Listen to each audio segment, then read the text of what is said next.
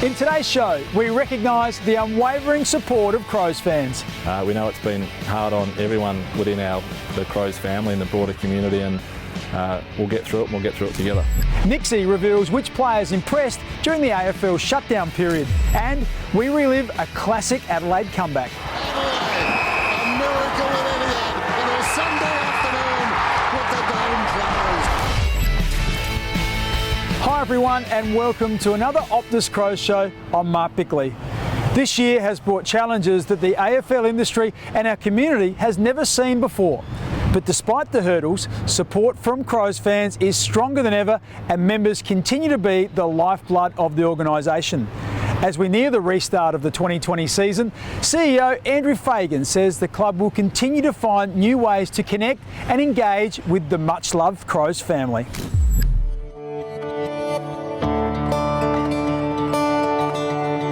Yeah, connecting with our members and fans is a key part of every year, but in 2020 it's become more important than ever, and as soon as the stoppage came into play, we've done all that we can to try and ensure that our members and fans have had an insight into what's been going on in the players' lives, those of the coaches, and the work we've been doing, and ultimately leading back into a return to footy, which is now not too far away. Over the last couple of months, our members have been incredibly patient as we've all waited to see what season 2020 was going to look like, and we've now got that. We've got a structure that's ready to roll out on the 11th of June, and it's exciting that footy's now back. And look, for our members, it means that we can now present to them some options. Yeah, the club has communicated with the members about the wide range of options that are available to them to consider.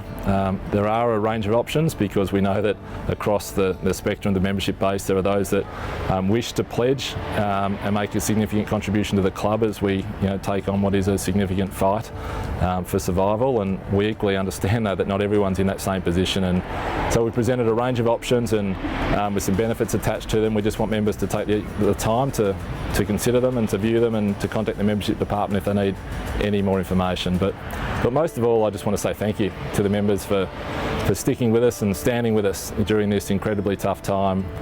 We know it's been hard on everyone within the Crows family and the broader community, and we'll get through it and we'll get through it together.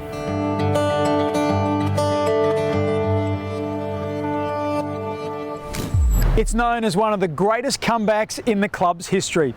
In 2013, Adelaide were 30 points down against North Melbourne with just 15 minutes remaining in the final quarter. Determined to snatch the win, the Crows booted 5 unanswered goals to claim a 1-point victory in the dying seconds of the match. Thanks to the club's major partner Toyota, let's take a look back at the game that some call the miracle at Etihad.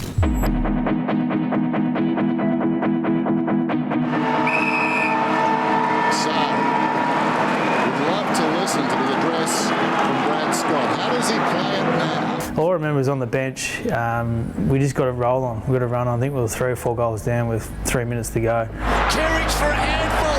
He's got 5, and they're still alive. What a game! Back to Douglas. Who kicked it? He goes in and kicks the goal. And North Melbourne are quivering at the knees. Goal after goal after goal. We just thought we were a big chance. Back to Lynch. All in side step, and then goes with a long one. Would it be a goal? It's going to be a goal because that guy has done it again. Kerridge. He's going to get this through as quickly as he can.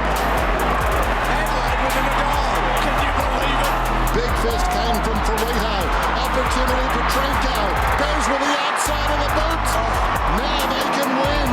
Jerker just knocked the ball forward, kick it to Kedge. Kedge just knocked it forward, and Putt was in the right spot at the right time, ball went over the back. Yeah, it was a remarkable game to be involved in. Anything could happen here. Here we go. There's a goal. Can you believe it? It's extraordinary. Petrenko. His role as a small forward, and the crumb that contest. So, Putt he played a pretty good game for the day, and the ball just rolled over the back, and he was in the right spot at the right time. And I was a bit anxious why he didn't pick the ball up, but he had a crack it off the ground, and it was a great goal. How was that? He must have enjoyed kicking that winning goal. In a game of footy, like, you don't think you're going to win. You deep down, you just got to try to see if you can do the best thing you can to win. But just how it all unfolded was remarkable. Adelaide, they've got to pull off a miracle.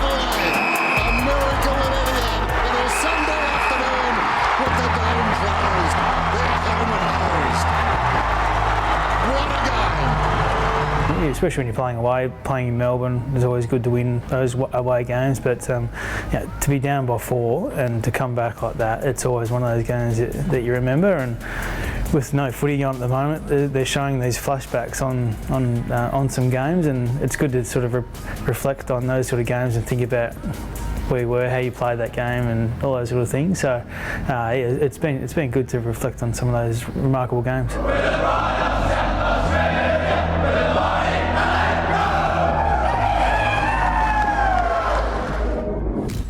Plenty more to come on the show, and after the break we hear from Crows coach Matthew Nicks. The reason you remember playing football and the reason you love playing football is the relationships that you make across the journey.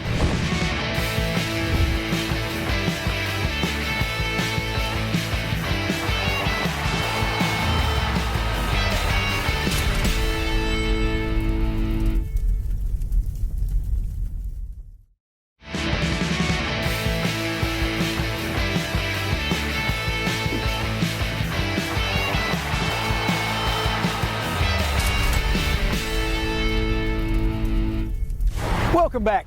This season, Crows fans are undoubtedly missing the matchday atmosphere at Adelaide Oval. For some devoted followers, their regular routine would involve queuing up for hours at the gates to secure the best seat in the house. We reached into the Crows Show vault to take a look at the pre-game rush, thanks to Bendigo Bank. When you're on a mission, there's no time to waste.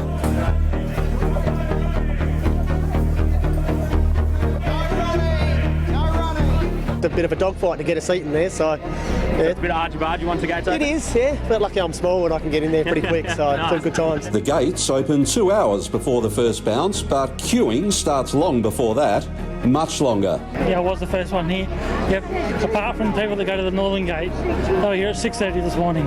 And as the crowd builds, so do the friendships. You see the same faces, you sit in the same areas and you see the same people. Well, there's a good group of people that come here early, right? So we have a good time together, have a good chat, and also to make sure I get the right seat that I want. Most people make a beeline for the Western stand, and being creatures of habit, they target the same seat that gives them the best view.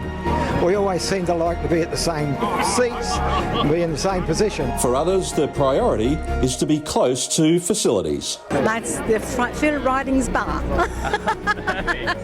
It is a good group. There's no fights, there's no argument. People want to go in front of you. Yeah, it's all good, not a problem. But some fans do have a problem. I'm really shaking to stand all this time. I can't go and sit down because it's wet over there. Why don't let people, as they come along, whoever coming first, get in. Let them in. Have separate lines for people with bags and lines with people without bags. Just get it through a little bit quicker. But regardless of the weather, the queues and the inevitable rush, they don't hesitate to front up every home game. If it means that we wait a bit longer for the Crows and they're going to win, that's fine. I'll wait for ages and ages. Now that's loyalty for you. If you're hungry for more footy stories, head to afc.com.au and the Crows app for all the past episodes of the Optus Crows Show. And make sure you stay up to date with the latest news via the club's social media platforms, including Facebook, Twitter and Instagram, and keep an eye on @The Crows Show on Twitter. With his players returning to training this week, Crows coach Matthew Nicks can now focus on the job he was assigned to do, and that's coaching football. It's certainly been an unconventional start to Nicks' first year as senior coach, and we caught up with him to see how he's feeling now the boys are back on deck. We've got a little bit more clarity around where we're heading, so I'm excited to have the group back. I'm excited to be able to see 8 of the players in smaller groups, and then hopefully, the possibility of getting all of our group back together in one. And we've missed that part of it.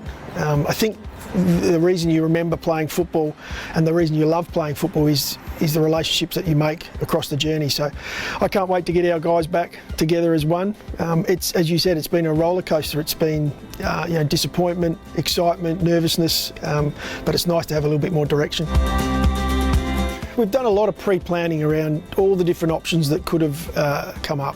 Our coaches are ready to go. There's a lot of behind-the-scenes stuff that's going on at the moment as far as getting staff back in, getting people, reactivated so that we're ready to play in 3 or 4 weeks.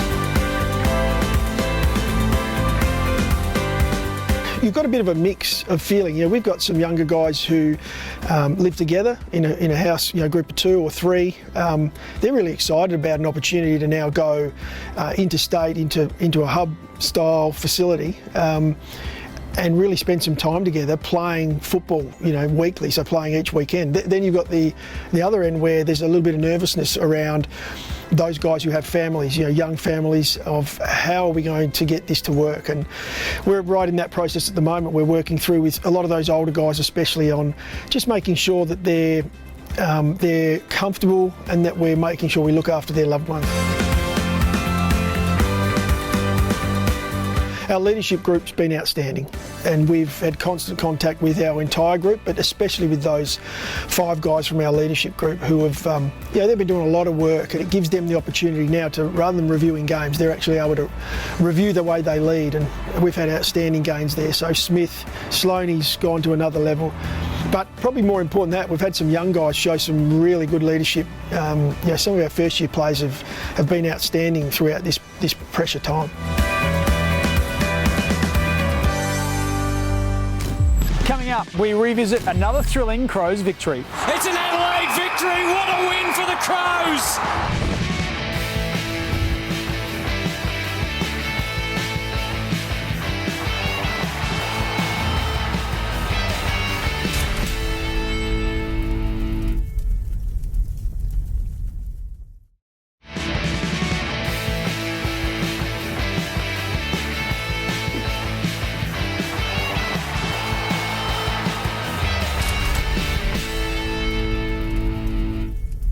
It was a sight for sore eyes seeing the Crows back on the training track this week.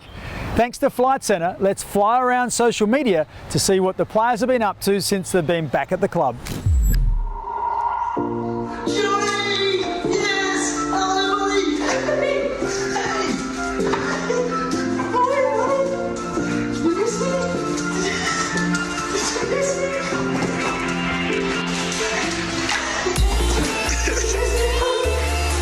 G'day guys. Oh, come on.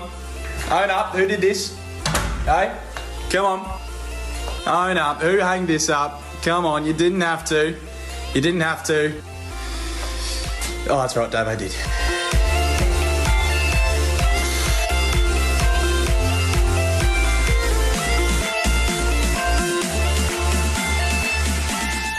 It's time to take a look back at another historic match, and in 2012 the Crows travelled to Sydney to play the Swans in front of a hostile crowd at the SCG. It was a nail-biting clash and Adelaide fought hard to claim the win by 5 points. The match hailed as a season-defining victory, with the confident Crows falling just 1 win short of making the grand final that year. For this one to get underway at the MCG. Winner to play Sydney next weekend. 2012 was a pretty exciting year. We didn't have that many expectations placed on us from externally, and then I think we ended up finishing second on the ladder and winning 16 or 17 games in the season, and then we fought pretty hard in the finals. We ended up missing out on the grand final by about 5 points. I think we lost to Hawthorn by. Hawthorn are into the grand final.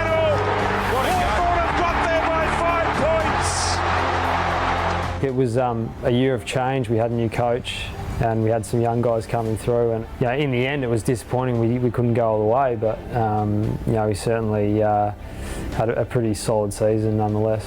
So it's all on the line as we're into the last quarter here at the SCG. Heading up there, we started the season pretty well, and we headed up there to Sydney. Obviously at that period in time they were a great side. They obviously went on to win the premiership that year. We went up there with externally not many expectations placed on us, and I remember it was a super close game. I think we were down a little bit at three-quarter time, and then the boys were fantastic in the last quarter, and we ended up sneaking home in what was a really memorable finish. It's a must for the Crows, and he's done it again. This goal-kicking caper, it's easy for Taylor Walker, and young Lions again in the thick of it, in the heart of it. Reilly, this is stirring stuff from the Crows. Great stuff too, though, from the Swans. Jenna, 6 seconds. They need a miracle. He's out on his feet. They're not going to get a miracle. They are not. It's an Adelaide victory. What a win for the Crows. What a victory for Brenton Sanderson and this young Adelaide Crows team, and look what it means to them. At that period of time, they had a really experienced team. They were so good across the ground. Obviously their midfield was probably the best midfield in the competition at that point in time. But then they had a really solid defence and a pretty unpredictable forward line at that time as well. So, they were clearly the best team that season. As Taylor Walker has it on its way, and it comes back enough. Gee, this is some contest. Tex was great that year, and particularly in the finals. Like, he had a couple of really big games in the finals. I remember a final against Freo where we were down early, and I think he came back and ended up kicking 5 in that final, and was just enormous for us. So Tex certainly had a great year that year. That night up at the SCG, kicking 5 in what was a really tough environment against a great side. One of his most memorable performances, I'd imagine. Coming up, Crows coach Matthew Nicks answers questions from the fans.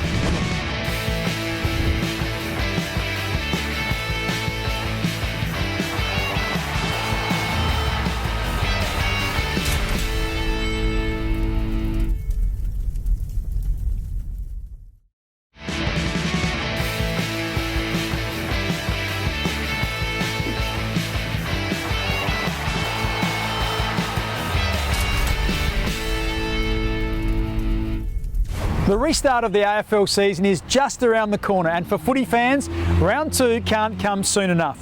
Thanks to Optus, we've scrolled through social media to find a couple of supporters that are celebrating the return of football by wearing their Crows colours with pride.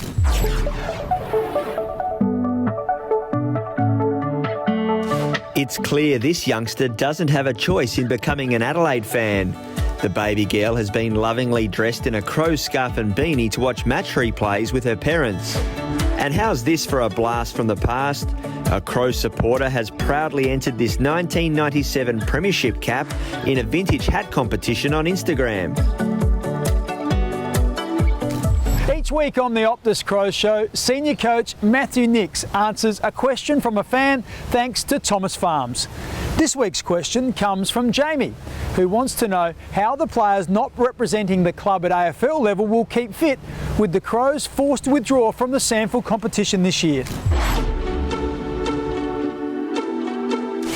Jamie, thanks for your question. Look, from a point of view of fitness, our high performance guys do a hell of a lot of work at the moment, training these guys in what is a match simulation. So if the guys are unable to play, they'll definitely have that opportunity to still have a workout that pushes them, maybe not quite to that of a game, because there's the unknown that is thrown at you in a game, but definitely close to it. The other part is we'll look to play against, if we can, with AFL approval, against Port Adelaide as many times as we possibly can, whether that's every second week or not, but that's something we'll look at going forward. We hope you enjoyed this episode of the Optus Crows Show. Make sure you stay up to date with all the latest Crows news on afc.com.au. And don't forget to follow the club on Facebook, Instagram and Twitter. Enjoy your Sunday, and we'll see you next weekend on 7. Bye for now.